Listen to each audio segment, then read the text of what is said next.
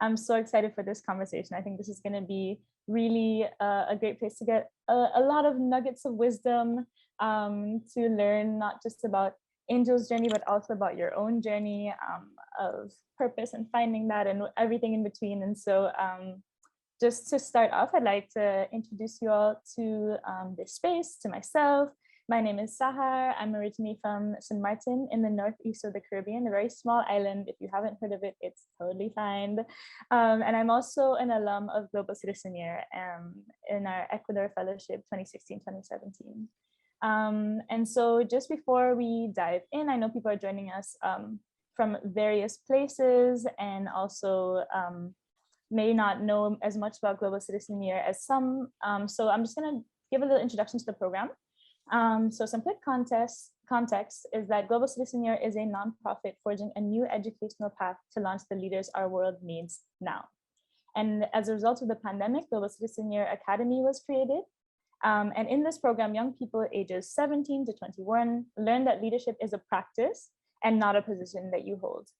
So through guidance of world-class instructors, mentors, and incredible conversations with leaders from various disciplines, like Angel, students can explore big questions. And so students 17 to 21 explore questions like, who am I and what is my purpose in this classroom? They explore questions like, where and how can I have a positive, responsible, and sustainable impact in my local and global community? And these are all central to this virtual offering. Students join us from 80 plus countries and go on to join our global community of alumni forevermore. And so this speaker series, the Leadership in Action speaker series, brings our community together to continue to have important conversations about leadership, purpose, and social impact. And today I'm so delighted to have Angelia, Trinidad, or Angel joining us to speak a little bit more about those topics. Where are you joining us from, Angel? I'm from, right now I'm in San Diego, California. I love that. And we were just talking about this, but just I feel like your background already says a lot about you. So I'd love you to just give like a brief overview of like Sure. Background. Yeah, so yeah, this is my desk. I have some Post-its up on the wall. I have my planner for next year. I have my planner for this year and a journal. And then behind me, I have a gym, little space, and then I have a little paint studio that I paint in the mornings. So this is kind of the space where I go to activate my mind and activate my body. So yeah, this is like my active room, and also to work and talk to people. Yeah, body, mind, spirit, all of it in one space. I love that. And for those of you who are joining us, I just wanted to go through some housekeeping things as well. So just make sure that you add the place where you're joining from to your display name, which I forgot to do, but I'm going to do that right now. I'll do it right now. If you can, please turn on your cameras. We'd love to see you. And in terms of just logistics, we'll be here with Angel for 1 hour, and then we'll transition to a student-only space where there's a discussion about what was spoken about. And if you have questions, you can use the Slido link in the chat. And if your question is called upon, then we'll just make sure your camera is on and we'll spotlight you to ask a question yourself. And that being said, we don't have time to get to all of the questions, unfortunately, but all of your questions are valuable and your curiosity is so valuable. So we're really grateful to you all for submitting them. We'll also have a survey at the end, and that's pretty much it. I'd love for you all also, since this is the virtual stage, sometimes we don't get the same audience or that kind of feel of an audience. So I'd love for us to just practice using the emojis. And so we'll start off with this one. How about this? If you're feeling grateful for the loving people in your life, give me a heart emoji. I hope you all have your Zooms updated for this one. Okay, if you've got big passions and you're gonna make them a reality, give me the applause emoji, the little clap. That's right. And if you're just super excited for this conversation, then give me the celebration emoji. I love it. Thank you all for your virtual applause. So I'm just gonna introduce Angelia and get into it. So Angelia Angel Trinidad is the CEO and founder of Passion Planner. Angel is a first-generation queer Filipina American and a community-made millionaire. After graduating from UCLA with a BA in art and a minor in arts education, she found herself depressed, spiraling down and struggling to find direction. But with the motto "Action Cures Fear," they took the leap and created Passion Planner, a paper life coach from their parents' garage. Since then, Passion Planner has now helped 1.5 million people in their lives to find their purpose with less stress and more fun. Now a thriving multi-million-dollar company, Passion Planner gives back through a growing Get One, Give One program, donating over 500,000 planners each year to empower schools and nonprofits all around the world. And Angel's dream is to help create a world where everyone has the courage, tools, and community to build their ideal life and work day in and day out to make those dreams a reality. Thank you for joining us, Angel. Thank you so much for that intro. That was awesome. Yeah. So I think something about the intro actually is that usually when we get these introductions, they kind of focus on the grandiose, more professional side, the public successes and awards that people who we aspire who inspire us have had. And I'd love for you to kind of give us a peek beyond the bio and just kind of giving us an understanding of, you know, the ordinary magic of your everyday life that may not always make it to that introduction. Yeah, I mean, I think it's so telling that the beginning of even my entrepreneurial journey started with me being depressed after I graduated from college. I really didn't know what I wanted to do. And for me, when I created the Passion Planner, I really made the product that I really needed myself because I was feeling so lost. I didn't really know what I wanted to do. I had so many outside people, influences telling me, okay, maybe you should do this or do that. Or my parents, I'm Filipino. My parents wanted me to be a nurse, and I'm not a nurse. So just kind of being able to, I think depression for me was like this blessing in disguise because it made me slow down to really think about what it is that I wanted out of my life. And before I started Passion Planner, I actually started another company called the Macaron Studio. I was like, okay, I know the wedding industry. I had been working in the wedding industry for, I think 7 years at that point. And I was like, okay, maybe if I bake French macarons for weddings as like giveaways, during the summers, I can just sell them during the summers and just travel and write. And that was my dream. And then after a week of making French macarons, I was like, oh my gosh, I launched this website, but I hate baking. And I've told everyone. So for me, it took me actually 9 months to say, okay, maybe baking and being depressed baking isn't what I want out of my life. So I'm going to quit. And I've kind of reframed quitting to be like, it's not quitting because I'm not quitting on my life. I'm just rethinking the strategy. And the strategy for me was to create freedom. And it got me to slow down and think about, okay, well, what is something that I really care about that I need, which is something that helped me organize my thoughts because I have ADHD. And I think it's just everything. It just feels like all of these ideas in my head buzzing around and I needed a place for all my thoughts.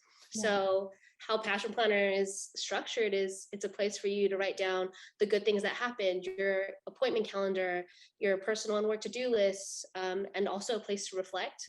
So it's like a journal, but a gratitude journal, but a planner, but a goal setting guide, and like kind of a little like personal therapy session all in one, like little notebook.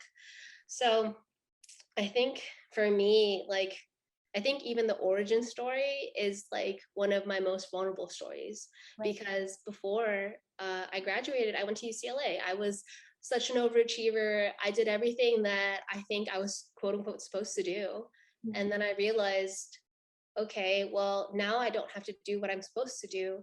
And if I do what I'm supposed to do, I don't think I'm going to be happy. So I need to slow down and think about what is it that I want to do or what I would love to do. So, yeah.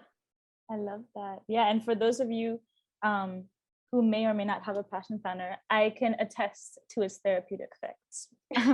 Definitely.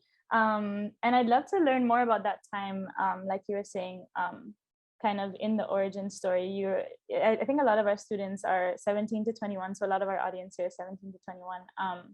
And I think it's a pretty formative time in one's life. And like you were saying, you dabbled in baking, medicine, art, entrepreneurship, all of these things. And I would love to just ask, like, what was going through your mind during this time in your life, and what were some of the big questions that you were asking yourself at the time? I mean, honestly, one of the big questions was like, what the heck am I doing with my life? And it Yeah. was like, what am I doing with my life? And I think taking the time to like sit down. So Passion Planner starts with this thing called the Passion Roadmap. And I think it was one of the first times, and it's kind of really messy because this is my personal one, but it's Mm, a mind map that asks you, well, what is it that you want in 3 months, 1 year, 3 years, and lifetime?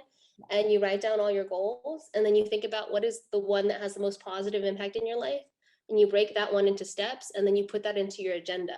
So it becomes a way for you to not only manage what you're doing with your life right now, whatever your responsibilities are, but start to slowly incorporate the one meaningful goal that you want to accomplish into your agenda. Because I think what happens is a lot of people try to do too many things at once, and it gets overwhelming and they quit.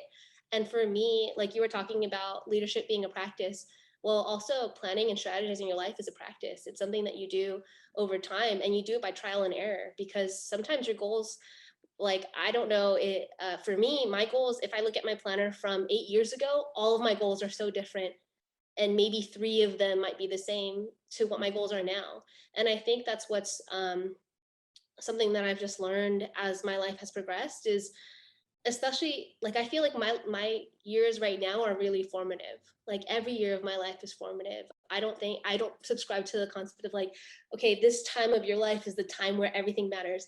Like today is still really important. You could still decide to, one of my best friends, she became a pro surfer at 34. That's way older than usual. And now I think she's like 56 and she's still surfing. It's still possible for you to adjust and shift. It's like um, ensuring that, okay, this is a goal that I really want. How am I going to dedicate time for that? Because to me, what your priorities aren't what you tell me. Your priorities are how you spend your time. So using this planner helps you understand, okay, well, here's my time. It's very limited. Here are the things that I need to balance. Okay, maybe I have 30 minutes here this week, or maybe an hour there at this time. So I can start to incorporate that goal into um, into right now, so I can start feeling like I'm making some sort of progress there. yeah, I love that. And I think I'd love to dig a little bit deeper into that question of like, what am I doing with my life? Because I feel like it's a question that a lot of us struggle with, especially, graduating from high school, graduating from university, and just kind of going on the conveyor belts of life. And I'm wondering what you think are some of the systemic issues behind why so many of us have this sort of like crisis of purpose. Is it rooted in the education system? Like, what do you think were some of the things? Yeah, I think definitely one of the things is the education system. I also personally am like a daughter of immigrants. So for me, I feel like my parents they have so many hopes and dreams for me that made sense for their time period and their situation that might not make sense for me. Um, like even after I made my first $1 million at Passion Planner, my mom still asked me, what the heck are you, like, when are you going to get a real job? And I was like, I understand now that it's not about the money. It's about this other thing that you wanted, which was like security within a company that I don't run. Mm, So for me, I started to realize that like we we have so many expectations placed upon us that we don't give ourselves the time to slow down and ask ourselves, well, what do I want for myself, and what do I want for my life, and am I willing to take those steps regardless of letting someone that I love down? And I mm, think that it's a hard question. In my lifetime, like, I'm queer, so my parents are extremely religious. They did not want me to be queer. They still struggle with accepting my girlfriend right now.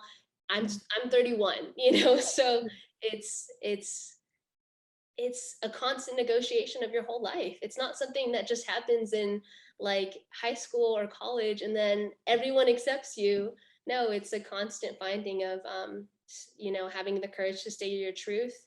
And also something that we talked about in the green room was having boundaries and learning how to communicate those boundaries and stand up for yourself and say, hey, I understand that it might make you worried that I'm deciding to do this, but I need you to trust me, yeah. and I want you to believe in me. Like, I've had a lot of conversations with millennials struggling to figure out how to navigate wanting to do something other than what their parents want them to do. And I realized that the kids that are really happy, this is what I tell the parents. I say the kids that are really happy with their parents are the parents that tell them, hey, like I trust you and I want to be here to support you. Even when you mess up, I'm Yeah. going to be here instead of trying to control their children. So I think that using your planner is a way to kind of reparent yourself and tell yourself like, hey, I'm here for you. We got you. You know, your planner is going to be there for you. It's like always there for you 24/7. It's not, it doesn't run on battery. So it's the safe space for you to like write down your goals and your dreams and hold yourself accountable and cheer yourself on. Yeah, I love that. That was actually going to be my second question. Is like, how do you feel like Passion Planner addresses some of those root causes, the root causes of some of those issues? And I think, like you said, like you're saying, the expectations. I'd like to understand a little bit more for you when you were about to launch Passion Planner. What were some of the expectations you had to deal with from all the people, kind of all the opinions circling in your head, and how did you actually how are you actually able to step into your truth finally? I mean, I think that you can practice. I think I practiced a lot of different ways. Um, like one of the things was me being queer and being raised in a very religious background. That was not okay. And I was just like, okay, well, I'm going to choose to be happy and love who I love. And, you know, it wasn't easy, but I think it was worth it. And then another one was changing my major from pre-med to art without telling my parents and telling them afterwards. And then being like, okay, well, if you're going to do that, I don't want them to worry. So let's apply for scholarships. And I applied for scholarships for 2 to 3 hours a day to make sure that I could like not put financial burden on them. And I honestly think my journey with art and understanding how to take an idea and make it real was the foundation of my entrepreneurship. So I think that that is, and just believing in myself, like this concept that I don't know it exists. Let's see if I can make it happen. So I think those things, and I think when I also wanted to even launch a planner, like some of my best friends were like, no one uses planners, and I was like, oh well, I do. So I think that if there's out of 100 people in a room, if there's one other person that uses the product, if you scale that to 7.7 billion people on the planet, I think you're going to have enough conversion to make enough money. So I think that it's also like staying true to, if this is a product that you think you need desperately, there is a community that also needs it. Definitely, I love that. And I think I would like to understand more about, like you're saying, your entrepreneurial journey. And I think being able to even step back and say, yeah, like I know what you think about my plan, but here's what I think about my plan, you know. Like I'd love to know more about like what is your philosophy around entrepreneurship, and how did you have to step out of the typical expectation of what an entrepreneur should be as well? I think the way that I define entrepreneurship, it's a creative way to solve someone else's problem through a product. And for me, I want whatever I bring to the world to have more impact than what it costs to make it from the planet. Because I think, you know, it's really important for us. Because I think if you made me sell anything, I could probably sell anything. But it's, I think I have like such a short amount of life on this planet that I want the product that I sell to have intention, which is why I continue to work so hard on Passion Planner, even though I'm financially pretty stable. So my financial journey, how Passion Planner started, was I was depressed at my parents' house, and then I had been working at the making macarons for 9 months. I decided, okay, I don't want to do that anymore, and I quit. And it was October of 2013. And I was like, okay, I'm gonna make a planner. So I had until October to December to literally design it and launch it and get it into people's hands. And it felt like finals week every week. But I did it. I wrote it out on a piece of paper. I literally Googled notebook manufacturer, found like I think like 10 on Alibaba, messaged all of them, chose the one that I liked talking to the most. And I was like, okay, I need a sample of this planner. And I made it on Photoshop and Word. like Wow. literally made it on Photoshop and Word, and then put it online, messaged all my friends. I was that annoying person on Facebook saying, I have a dream to bring this planner to life. If you would like to support my dream, please do it. And in 30 days, I raised $48,000 from my parents' house. And I was like, whoa, this is awesome. I can travel. So that's what I did. I just ended up traveling, and I ordered the next year's planners. And then the next year I was like, okay, a lot of people are requesting a smaller size. So I was like, okay, so the first planner that I launched was, I don't actually have that size, but it's like about the size of a sheet of paper. And then the second one was half the size, which is about this size. Yeah. And put it on Kickstarter, reshot a Kickstarter video, and in 30 days raised $650,000 on Kickstarter from my parents' garage. Like literally, I only had half of my parents' garage because my parents are immigrants and they're hoarders and they don't like throwing things away. So I was like, what? And it was wild because my whole life changed. I was 22 and broke, and now 23. Okay, because I also did $1.2 million on our website on top of the Kickstarter. So literally did close to $2 million in like 2 months. And I was like, well, I literally was broke like 2 years ago, and now I'm a millionaire. Like, whoa. And this was 20,000 people backed this Kickstarter. Wow. It went viral on Facebook. 500,000 people shared this Kickstarter video. So it was so wild, and my life changed a lot. I had to hire at 23. I was like, okay, I need to hire 50 people to ship these planners, because we were doing, instead of 4 planners a day, we were doing 4,000 planners a day. Wow. Can you imagine packaging 4,000 packages and making No. sure they're getting to the right destination? We were in my parents' garage. We had put up tarps and covered it because it was raining, and we were shipping as quickly as possible. The ribbons were falling out of the planner, so we had like bottles of super glue with like, we had like gas masks, and we were like super gluing our, with wearing gloves. We didn't get made in China printed on it, so we had to literally stick made in China on every single notebook. Yeah, that was fun. And it was all very public because we did it on Kickstarter.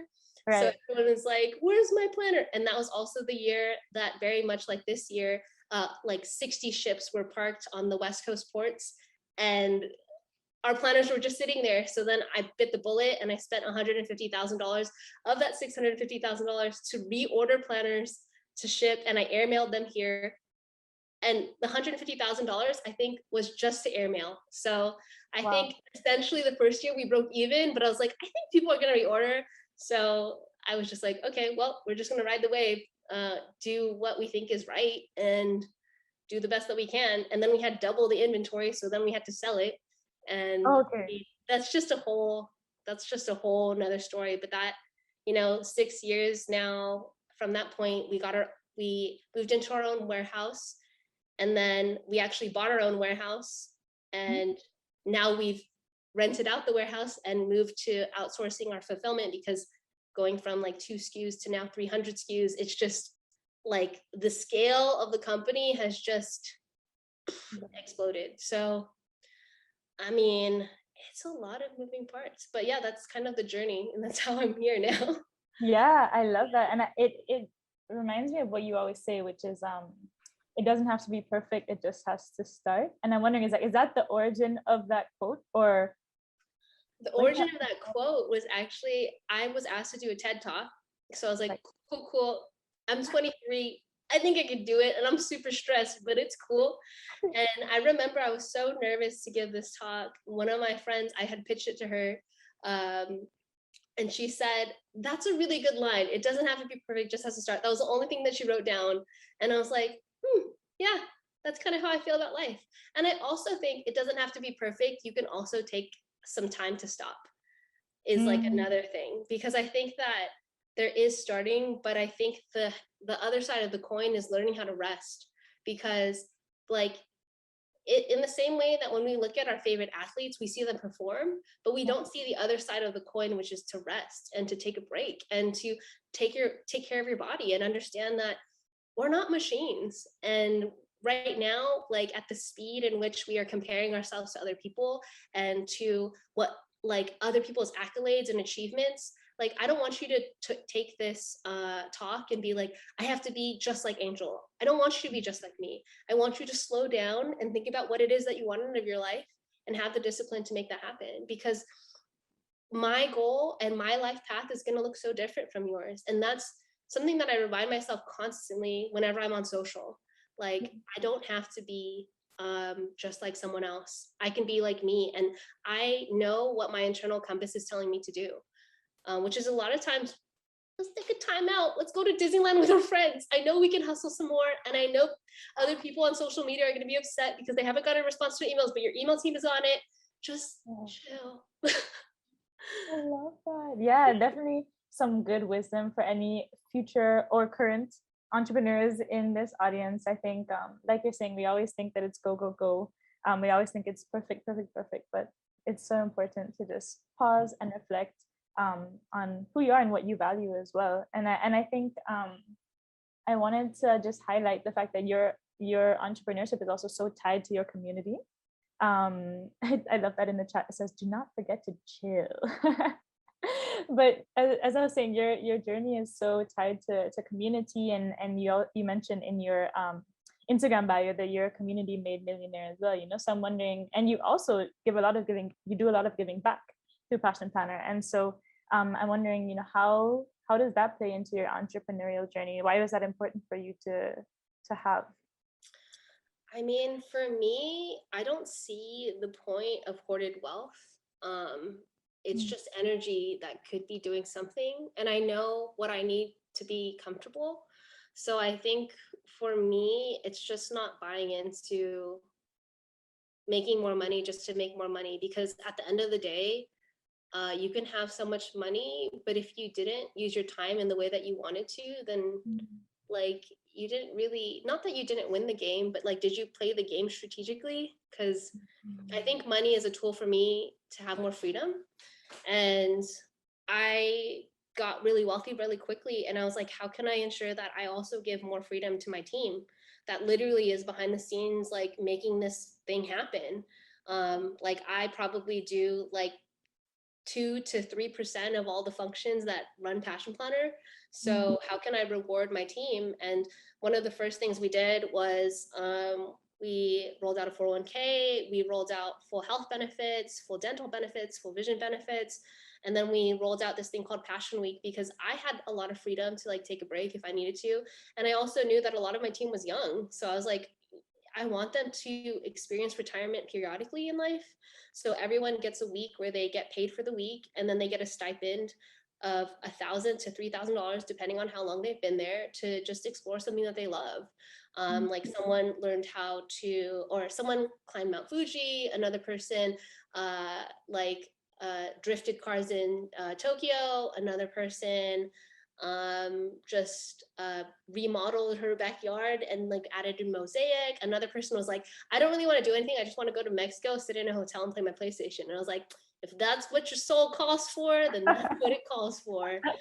So for me, I think community wealth is really important. And I also think like giving people this tool is just really important. When I started Passion Planner, from the very beginning, the PDF has always been available for free for people to download. And something that I'm working on in the next 2 months is making a video where I literally say, okay, print out the first month, and I, the CEO, will walk you through first writing down your goals, breaking down the one that's most important to you, and putting it into some sort of plan for the month so that you feel like your life is moving in a good direction and you feel good about it. Because the way that I see it is, like so many people would live more intentionally if they had the tools to do so. And I think that this tool luckily is free if people want it to be. I mean, I don't think everyone ever has to buy a Passion Planner from me. I think a small percentage of the population does, and my team and I are taken care of. But I think that there's so much opportunity for this tool to help more people that I just want to keep sharing it, because I think it's something that, at least, I don't know, whenever I meet people in person and they've used Passion Planner for years, so many people are crying because it's changed their lives so much. This woman didn't realize that I was who I was when she came to our community event, and she literally couldn't speak for like a minute because her life completely changed after using it. So I don't know, it's just, I just feel really lucky to, I don't know, be in this place where I can lead a team that is just trying to put something that helps people live more intentionally. So, yeah. I love that. Yeah, and I love that there's no gateway or gate, like there's no gate or to access the entry. It's just you're able to just enter into that step of trying to figure out what's meant for you without needing to, if you can't pay for it, without needing to pay, without, I think that's really powerful and says a lot as well about your philosophy around entrepreneurship. And I see some student questions in here as well. So I'd love to call on a student. Emma has a question about just your planners in general. Maybe Emma, do you want to take off your camera and we'll spotlight you?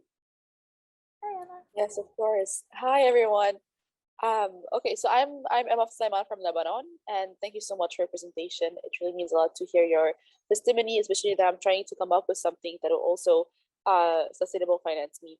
And so I really want to ask you, what do you think made your planners stand out from the rest? So I think what really helps Passion Planner stand out from the rest was taking the concepts of goal setting and actually putting it with your plans. Because a lot of planners think about how you manage your time, but they don't ask you why you're trying to manage your time or what your end goals are to be. Like it's a lot of the planners that were on the market were focused on, okay, well, this is what you have to do. Let's get it done. As opposed to, let's take a step back and think, is this really how you want to live your life? And if you want to change it, how can we slowly integrate this new goal into what you're juggling now?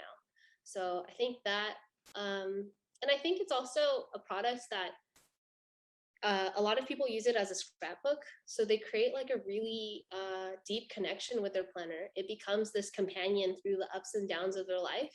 So I think word of mouth, and because of that strong relationship, really took us to have, like, we have such a strong community of really diehard fans that have such a deep connection to the product. Amazing. Thank you so much. Yeah, you're welcome. Awesome. And I think just going back to community, there's another student question in here by Leah. Leah, do you want to take off your camera so we can spotlight you? It's about how you find your team and community to create something like Passion Planner. Yeah. Hi everyone. So my question was like around, you said a lot about community and how it has helped you like develop your passion. And so my question to you is, how did you find this team or this community in order to grow your vision and passion towards what you are now? I mean, it's social media. I mean, it was honestly the internet. And also just a lot of the people that work for me actually are a lot of my really close friends. My COO is actually one of my best friends from college. So when I was growing my team, I was like, okay, who's capable, but who are people that I could trust, and who are also in alignment with, how is my goal of growing this company also in alignment with what they want out of their lives? Because I think both of these things have to be in alignment. So being really honest and having conversations about like what you can offer and what you can't is really, really important. But yeah, I think that there's a quote that Oprah has, which is, you get in life what you have the courage to ask for. And a lot of times when we were hiring, we were just asking our community, like, hey, does anyone know someone that can help us with this? Or, we put out a listing. But a lot of people were just like, oh, I just believe in you, Angel. And like, do you need help? Okay, I'm down. So I think it was me making my dream really clear to people, and then them believing in it and wanting to dedicate some of their time to it.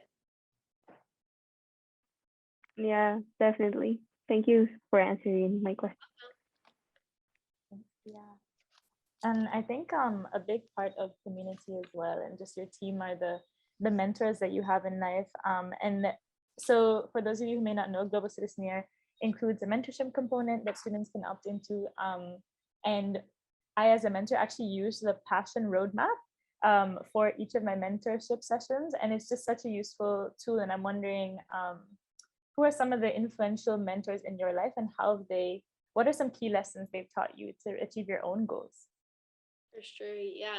It's interesting because when I was younger, I didn't think either I was arrogant, maybe a combination of arrogant and also cheap. I was like, okay, I don't know if anyone's going to ever want to mentor me for free.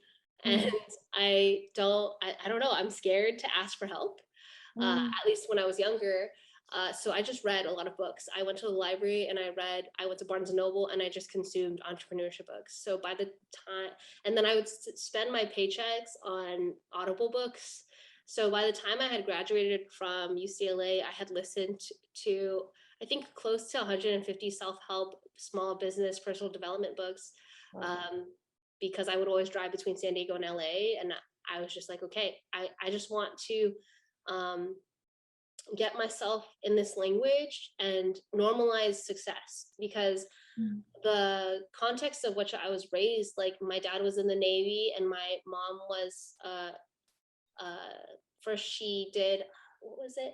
She quality controlled microchips, and then after we were old enough to go to school on our own, she became not a registered nurse, a medical assistant, because she was a registered nurse in the Philippines. So for me, like, I didn't come from like wealth or entrepreneurship. So I had to kind of learn from reading and hearing other people's stories. If I could go back and give advice to my younger self, I would honestly look for someone that was either had gone through the process that I was going through, or someone just with more experience, and ask for their help. I didn't have that, I guess, realization until I was like 28, when I was like, okay, I'm going to actually hire a coach. I'm going to hire an executive coach, and I'm going to invest in someone to give me perspective. And it really did change my life in terms of how I even spent my time. And I think I'm someone that is really, really strategic with how I spend my time already. So I would recommend definitely getting a coach. But I think one of the things that, so Tim Ferriss is a really great small business book. He wrote a really great small business book called The 4-Hour Work Week. And one thing that I learned from that was that the model of trading your time for money is going to have a cap. Like, even if you get paid $1,000 an hour, you won't be able to make it as much as some entrepreneurs, because entrepreneurs are trading their product or their digital product for money. So it just kind of changed my worldview of like, okay, I don't want to work for someone. I want to sell a product of my own. So yeah. I love that. Yeah, and I've read somewhere that you have read over 300 Oh, books. now, yeah. Mm-hmm. Yeah, I'm wondering. Yeah. What are some? Maybe give us like 3 books for the just in general, I guess, or maybe for the budding entrepreneurs in the audience. Yeah, I would say The 4-Hour Work Week is a really great book. I would also recommend Ramit Sethi's I Will Teach You to Be Rich, because it's like having a rich uncle that, like, for real. So I Will Teach You to Be Rich. I mean, it might only apply to like US, but honestly, the concepts are really strong. And then The Four Agreements by Don Miguel Ruiz is really, really good. To me, it really laid the foundation of how I like to interact with people. Yeah.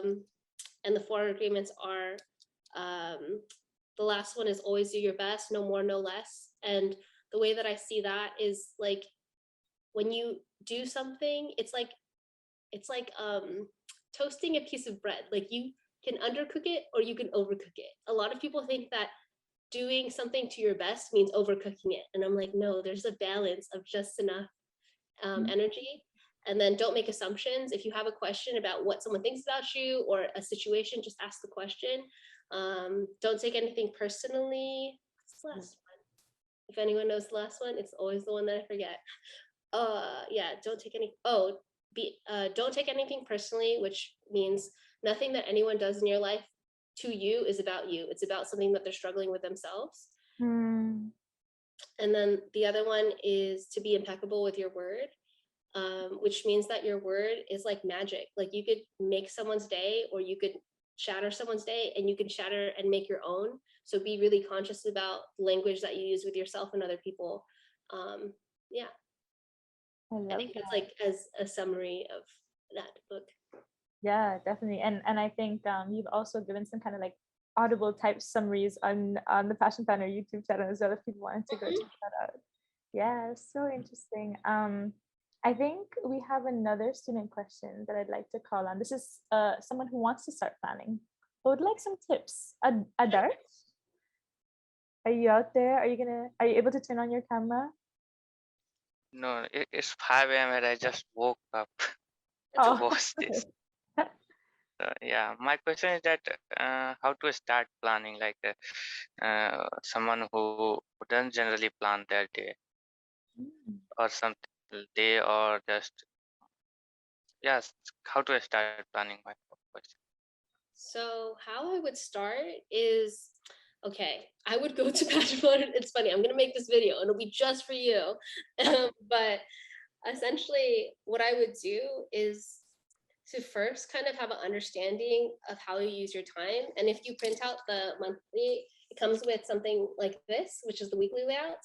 Hmm. And you can write how you use your time.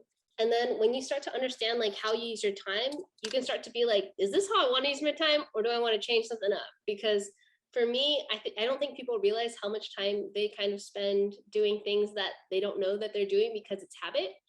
And then what I would do is write it in your personal and work to-do list and think about, okay, well, based on priorities, what are the things that are most important and how can I block out time in this upcoming week to get these things done?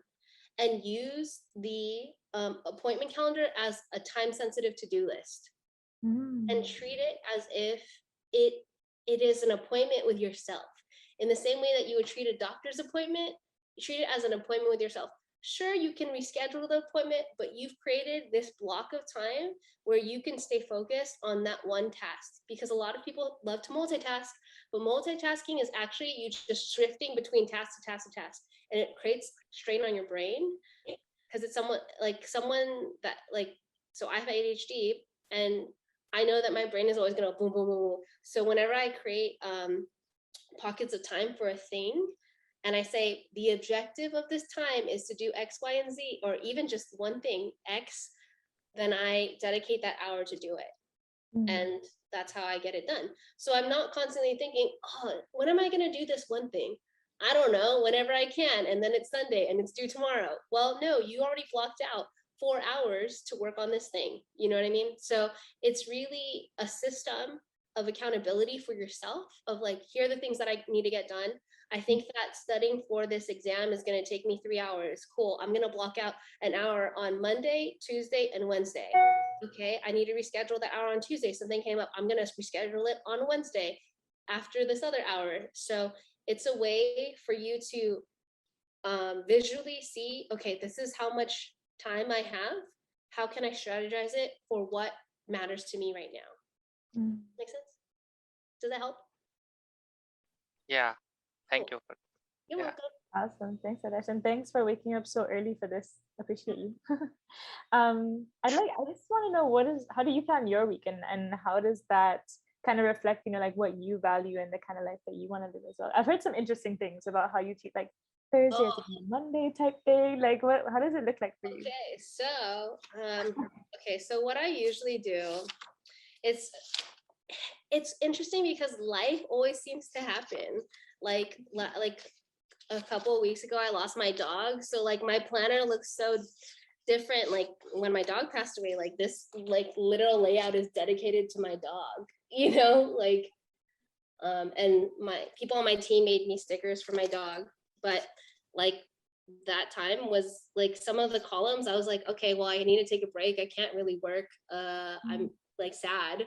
So that column, instead of scheduling things to do, I like wrote things I miss about Zicky, my dog, So it's like, it's not like, I think as you use your planner, you start to fill it in with things that matter to you. So on a very practical level, what I do is I write down all my to-dos and then I prioritize them. And then I write down my non-negotiable meetings that I have. And I've scheduled my time with my COO that I meet with her from 9 to 10 on Monday, Tuesdays, Thursday, Fridays. And then I take Wednesdays off to kind of work on my own because I like to work by myself. And then every lunch, I have lunch at 12:30. I have a nap at 1:30 until I wake up, usually around 3. And that's usually how my work day goes. And then I work from 3 to 5 if I have to. But because passion planners are so seasonal, like during Q4, which is this quarter right now, things are a lot busier. But usually during like Q1 and Q2, things are more relaxed. So it's interesting because people think that we as human beings can be routine and rigid. I am a type A personality that's a quadruple Virgo. My schedule is not super rigid. It's like I make time for the things that are important, and it's kind of flexible. So my planning is, I think, a little different than most people because I do have freedom to adjust. But then I also sometimes have to be reactionary because something happens that goes wrong, and now I have to like kind of help my team and step in. So it really is that whole thing of writing down what are the non-negotiables, scheduling the things that I want to get done, and following that thing and practicing this practice over and over again. I love that, and I love that you take naps seriously. I do. Everybody really should. I mean, if I can, even more to the right, there's actually like a bed on the floor here that I unfold. It's like a little futon, and sometimes I'll take a nap here. There you go. This office is like incredible. Yeah, thanks. It does everything for your mind, body, spirit. I love that. And my desk also has a treadmill under it. So sometimes I game and I play StarCraft. So I'll be gaming and I'll be walking at the same time. So another kind of life hack is like, do something you enjoy and try to couple it with something that you would like to do. Yeah. Healthy. So I love that. Yeah. Definitely. Yeah, I definitely think just exercise in general is something that I wish I could couple with something I enjoy. Oh, exercise is the thing that you enjoy. There it is. I mean, now because I play StarCraft, yeah, I enjoy walking. I mean, I also play basketball, so yeah, definitely. I love that, and I think something that you often say, just going back to your leadership journey and just how you see yourself transforming through the leadership in action that you take on. I think a piece of advice that you often mention is action cures fear, and that was also part of your bio as well. And I think something that we think of here in Global Citizen Year is that courage is a muscle that you build over time. So I'd love to know, how have you built the courage to take action in the face of fear? I mean, I think every single time you take action, you understand that even if it was not the most optimal or strategic, that you've gained the experience to have confidence that's going to be fine. Everything's going to be okay. And I think especially when you're young, at least for me, when I was younger, like every step before I graduated from college was a step that every other people have taken. So now when I had to take steps that weren't already mapped or taken a road that wasn't clear, it was scary. But I started to build the trust that if I didn't want to do it, I could change my strategy and change my direction. And I think that's something that, like you said, is a muscle. Like confidence and courage, both of these things take you understanding that you can, quote unquote, fail or not get it, quote unquote, right, and still be okay.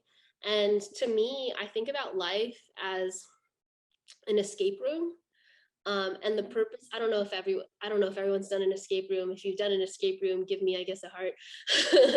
But I've done many escape rooms, and the goal of the escape room is to get out of the room in less than an hour with your friends. And for me, life is like an escape room where like there are puzzles and things to do, but the purpose is to enjoy this time that you have with your friends because it's gonna end.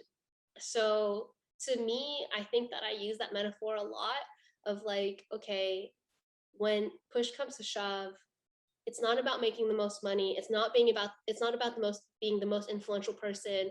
And it's not about impacting every single person on this planet. It's about, do I enjoy this life too? Like, I think that there's different parts of it, but do I enjoy my life? And if I'm not enjoying it, will I have the courage again to change my mind? Even if that means disappointing someone. Because I also realized that even if you disappoint someone, eventually, if you become happy, they will get over it. And that's something that I've learned when it comes to being a queer person with very, very strict parents, and also just someone that has messed up a lot publicly, that, you know, you do your best to make the situation right. You hold your boundary as well, and know that not everyone's gonna love you and not everyone's gonna approve of you, but that's okay. Like, do you love and approve of yourself? And I think that that matters a lot.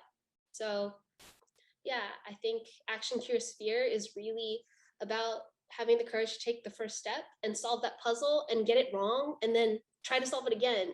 Because the person that solves the puzzle the quickest is the person that uses strategy and also is not afraid to use the strategy over and adjust the strategy to make the problem solved. If that makes sense. Yeah, definitely. I love You that. guys need that energy of like, okay, I'm gonna hold myself back because I'm scared to mess up. If you just use that energy to be like, okay, I'm gonna mess up and that's okay, and I'm gonna try again and I'm gonna get better. I that's been my strategy and it's worked out pretty well. Yeah, I love that. And I definitely think like you're saying, the iteration over and over again, like adjusting the strategy. I definitely think for me, the pandemic year, or the height of the pandemic year, was definitely a time when it was about that, you know, trying to figure out, okay, if doing things that disappoint people scare me, let me disappoint people a few times. You know, let me make those mistakes, definitely. And I think I'd love to know for you, like, what was an example of something perhaps in your position as founder and CEO that you had to kind of strategize over and over again and make that mistake and learn and continue to act in the face of fear? I mean, I think for me, like, it was hiring. So I first hired 50 people and I'm 23. You should not be hiring 50 people when you're 23 without some sort of guidance, but I did it. Yeah. And I didn't realize that I should have managed people's expectations and said, hey, this is going to be a temporary job for maybe 6 months until we get like everything shipped. Because, you know, we only sell planners during the last 2 months of the year, and now everyone's super connected and super close. And now I have to lay people off, and I'm laying people off that are my age, that are my friends. So that definitely was the issue that or like just something that I've had to overcome. And it's about me managing people's expectations, because I think when people understand what is going to happen, they are not going to be caught off guard and they won't get their hopes up too high. So I think that's a lesson. And also just apologizing. I feel I have a saying that goes, don't let your embarrassment get in the way of your apology. And to me, I think when it comes to human beings, to create balance and harmony within relationships, you're gonna mess up, and don't be afraid to be like, hey, I'm sorry, and try not to justify, just apologize and say, I'm gonna do better next time and I'm sorry. And I don't know if you all have someone in your lives where you wish you just heard those words, but I think everyone does. So just knowing how to apologize has really been a lesson that I've had to learn over time, because I always have a justification, but it's not, they don't care. It's not about the justification. It's about, I'm so sorry I hurt your feelings. You know, next time I'm going to try not to do that.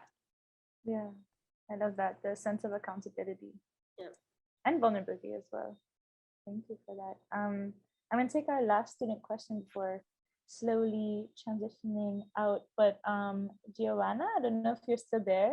Giovanna has a question about letting things go versus planning, kind of learning that balance.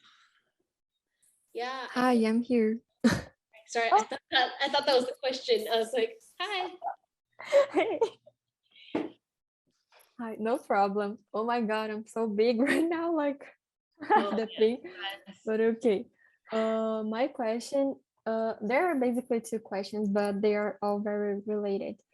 So do you have any advice about balancing planning with having space for letting things go?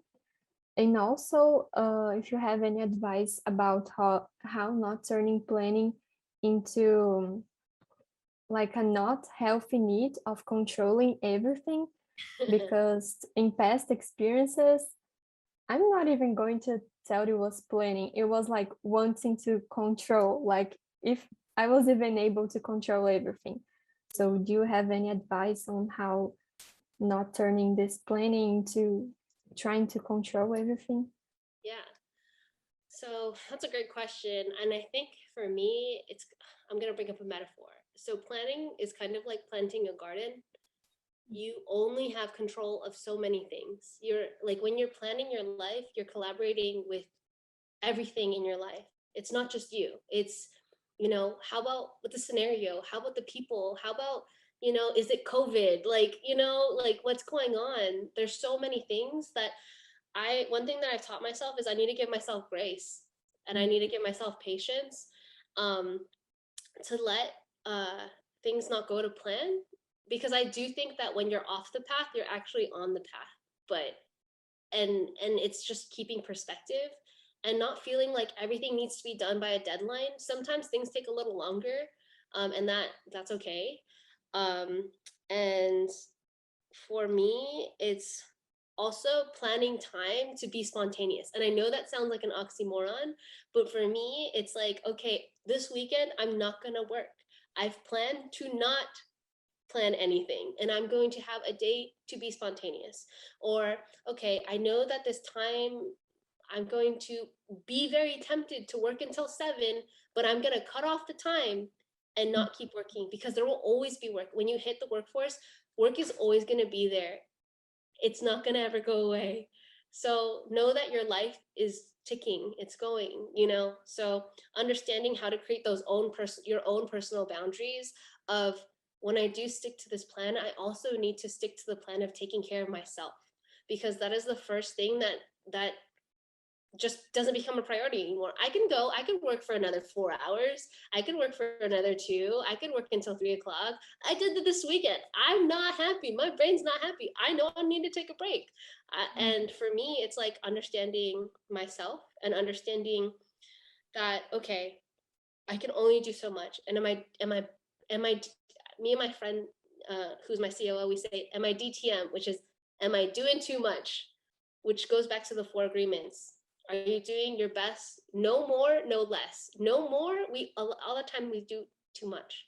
So it's like, am I DTMing right now? Am I doing too much? And when you feel like you are, having the perspective of like, even if I don't get this done, I'm going to be okay. And I'm going to continue to make progress on it. Because I think that when you also work on a team and you can communicate like, hey, I couldn't get this done in time, like, I think I'm going to need another day or 2. I think that when you start to work in a team, you just need to have that communication. So yeah. I think first, understanding that you can't control everything. You're co-collaborating with the universe. Second, creating time where you can be spontaneous, and holding that time sacred. And third, helping manage people's expectations of you. If you're going through a hard time, hey, I'm really tired, I'm really taxed, I don't think I could take on anymore. Because I think sometimes we try to treat ourselves like machines, and when you're about to do the thing. So I get really controlling when I feel like everything's spiraling out of control. And I think at that point, I just need to trust a little bit more. Yeah. Thank you for the question. Thank you so much for the answer. It took like a lot of notes. Thank you. You're welcome. Thank you. Thank you so much. And Angel, thank you so much. I know we're pretty much out of time, and I really want to respect your time, but I just wanted to thank you so much for just making the space, for being your full self, and bringing vulnerability, and just oh, sorry, go ahead.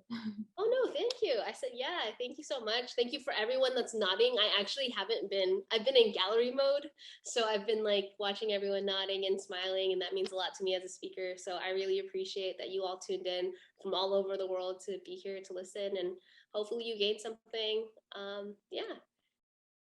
And I think there's a lot to gain, a lot of nuggets of wisdom. And so I hope you all go and you write in your passion planners or wherever you write and just reflect on what just happened, because it was truly beautiful. So thank you again, and enjoy your afternoon, evening. Whatever time. Hopefully take time to yourself. Take a little breather. Take that. Yeah.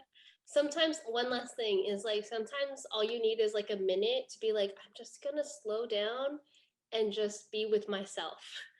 Because for me, I feel like living in this day and age of social media and everything constant, like a constant feed of information, for me to just like slow down and sit in a place and breathe with myself and tell myself that I love myself, or even give myself a hug, like, I don't know, it's helped me a lot. So maybe Yeah, I love that. Maybe that's how we end. Just everybody hug I know yourself. I would give you a hug in person, but COVID and you're all over the world. So that would take a lot of time. I love that. All right. Take care, everyone. Thank you so much. Thank you so much. Awesome. Thank you all for attending. And just for the students who are lingering, and for the audience members, there's a survey in the chat to just speak a little bit more to the experience, how you experienced it, but also you can put a note of gratitude in there for your for our speaker, and so that could be something that might be shared with them. And so please take some time to fill in this survey.